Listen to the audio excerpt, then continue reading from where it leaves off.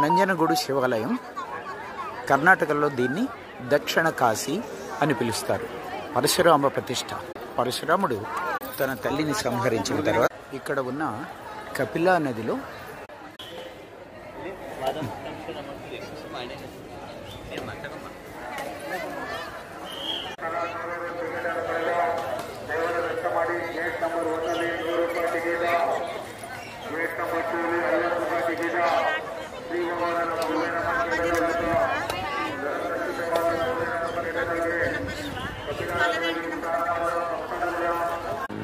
లోపల పరశురాముడికి కూడా ఒక దేవాలయం ఉంటుంది.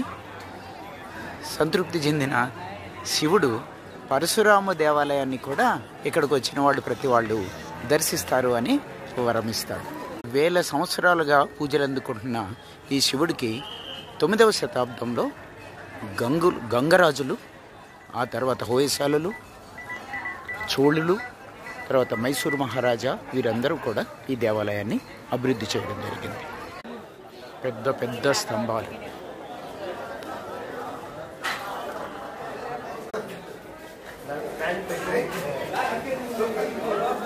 అందంగా ఉన్నాడు నందీశ్వరుడు.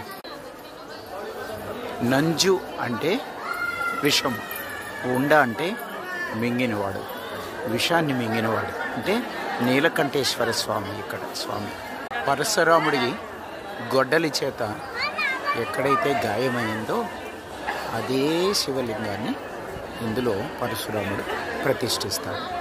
ఇప్పటికీ ఆ శివలింగం మీద ఆ గొడ్డలి ఘాటు ఉంటుంది. మనం దగ్గరికి వెళ్ళి చూడడానికి అవ్వదు, అలంకరణలో అది బయటికి కనపడదు.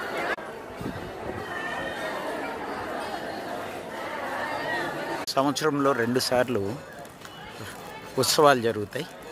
ఒక ఉత్సవంలో ఈ రథాలని లాగుతారు.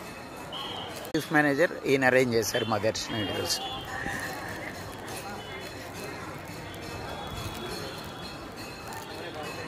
పరశురామ దేవాలయం కుండం, ఈ పరశురామ సన్నిధి. అక్కడ శివాలయాన్ని కట్టించిన పరశురాముడు. శివుడి చేత వరం పొంది నన్ను దర్శించిన భక్తులందరూ నీ గుడికి కూడా వస్తారు అన్న పరశురాముడి గుడి. దానికి చిహ్నంగా ఎర్రగా పండిన మర్రిపళ్ళు పరశురాముడు దేవాలయం దగ్గర. నంజుండ స్వామి